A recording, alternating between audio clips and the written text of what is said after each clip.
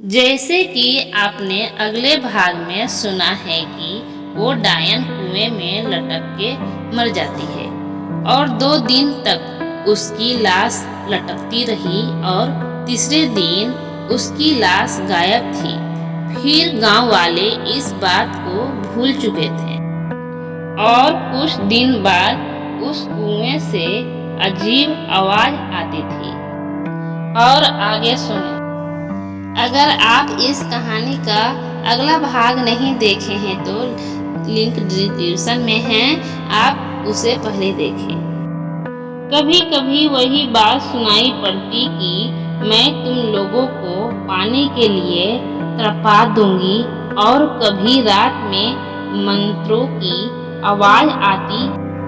लोग उस राज को समझ रहे थे कि उसका जब तक शरीर नहीं जल जाता तब तक उसकी आत्मा भटकती रहेगी।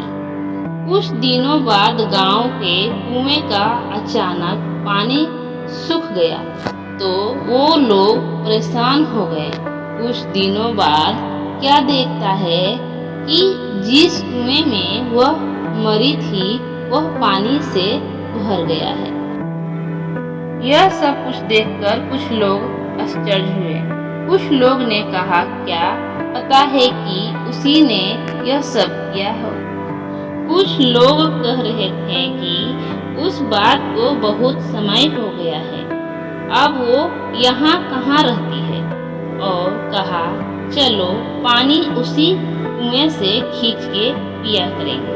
सुबह जब कुछ लोगों ने कहा, चलकर पानी खींचते हैं, जब कुएं के पास पहुँचे तो कुएं में पानी नहीं।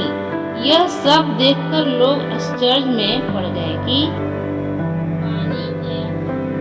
तब उसमें से अजीब आवाज आई, कहा था ना पानी के लिए तड़पा दूंगी, मुझे पानी नहीं पिलाया था लोगों ने।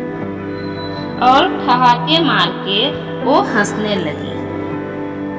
अब मैं तुम सबको पानी के लिए ही नहीं खाने के लिए भी मोहताज कर दूंगी। यहाँ अब कभी पानी नहीं बरसेगा। ठहाका मारकर हंसने लगी। अब गांव वाले परेशान हो गए, उसके पास पानी खत्म हो गया था। दूसरे गांव से पानी लाना पड़ता था। पानी न बरसने के कारण वह कुआं भी सूखने लगा।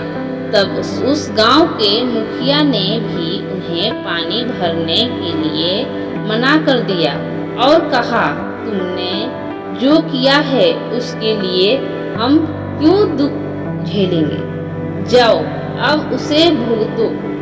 कभी कुएं में पानी आ जाता तो कभी नहीं। जब गांव वाले प्यास से परेशान हो गए तो कुछ लोग ने उससे पानी खींच लिया और उसे जैसे ही पिया तो उसका शरीर पूरी तरह सड़ गया। किसी को चर्म रोग हो गया, किसी के हाथ पैर गलना शुरू हो गया। यह भयानक दृश्य देखकर और लोगों ने तो उस कुएं को छुआ तक नहीं। अब गांव वालों की बुरी दशा हो गई।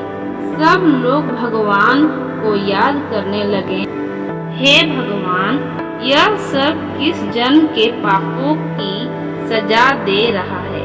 तू बस चारों तरफ हाहाकार मच गई। इस दिन से गांव में तो जैसी मातम सा छा गया हो। दूसरे दिन सुबह में उस गांव से एक बाबा आता हुआ नजर आया।